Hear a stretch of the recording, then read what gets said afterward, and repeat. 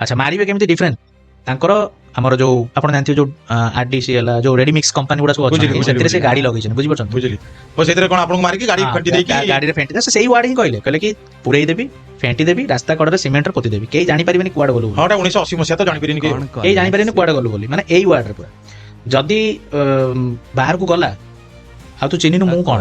ତୁ ଜାଣିନୁ ବି ମୁଁ କଣ କରିପାରେ ନା ସେଇ ଗୋଟେ ବଢିଆ କଥାଟା ଆପଣ କରିପାରିଥାନ୍ତେ ଅବଶ୍ୟ କରିପାରିନାହାନ୍ତି ଆପଣ କହିଥାନ୍ତେ ମୁଁ ତ ପଛେ ମରିବି କିନ୍ତୁ ତୁମ ଦିଟା ପରିବାରକୁ ସାରା ସଂସାର ଆଗରେ ମାରି ଦେଇକି ଯିବି ସେମିତି ଆମେ ନୁହଁ ଏ ଭିଡିଓଟି ଭାଇରାଲ ମୁଁ କରିବା କଥା କରିବି ସେଇ କାଟାଗୋରୀ ଲୋକ ଆମେ ନୁହଁ ନା ଆପଣ ଟିକେ ସଂଯମତା ରକ୍ଷା କଲେ ଏବଂ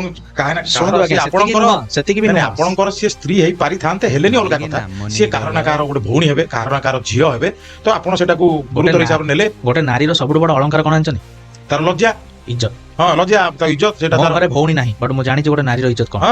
ବୁଝିପାରୁଛନ୍ତି ମୋ ଘରେ ଭଉଣୀ ନାହିଁ ବଟ୍ ମୁଁ ଜାଣିଛି କାହାର ଇଜ୍ଜତକୁ ଆମେ ମାଟିରେ କାହିଁ ପକେଇବୁ ମୁଁ ସେଥିପାଇଁ ସେଠି ଚୁପ୍ ରହିଗଲି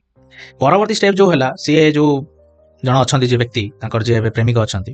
ସିଏ କଣ କଲେ ନା ମତେ କହିଲେ ଦେଖିବୁ ଏକ୍ସାମ୍ପଲ ଦେଖିବୁ କଣ କରିବି ମାନେ ତାଙ୍କ ଗାଡିର ଷ୍ଟେରିଂ ରେ ବସିଥିଲେ ଡ୍ୟାସବୋର୍ଡରୁ ବନ୍ଧୁକଟା ବାହାର କଲେ ମୋ ମୁଣ୍ଡରେ ଲଗେଇଲେ ଆଜ୍ଞା ମୁଁ ତ ପ୍ରଥମ ଥର ବନ୍ଧୁକ ଦେଖିବା ଲୋକ ତାହେଲେ ଆପଣଙ୍କୁ ମାନେ ବନ୍ଧୁକ ଦେଖେଇକି ମୁଣ୍ଡରେ ଲଗେଇଲେ ମ୍ୟାଡାମ ବସଛନ୍ତି ସାଇଡରେ ମ୍ୟାଡାମ ମୁରୁକି ମୁରୁକି ହସୁଛନ୍ତି